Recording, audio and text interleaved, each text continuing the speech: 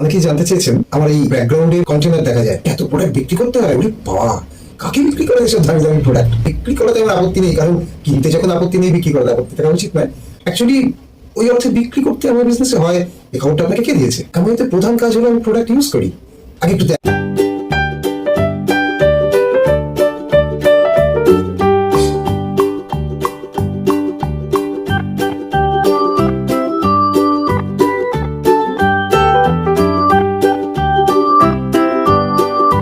আমি দারুণ প্রোডাক্ট পেতাম।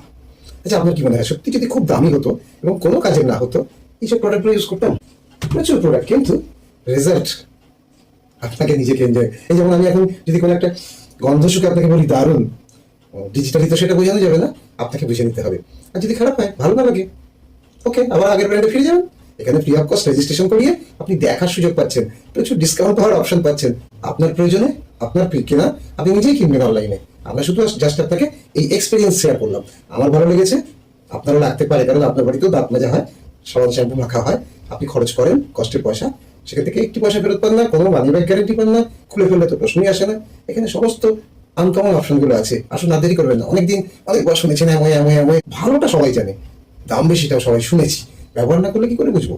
আসুন, সুযোগটা একবার নিয়েই দেখুন।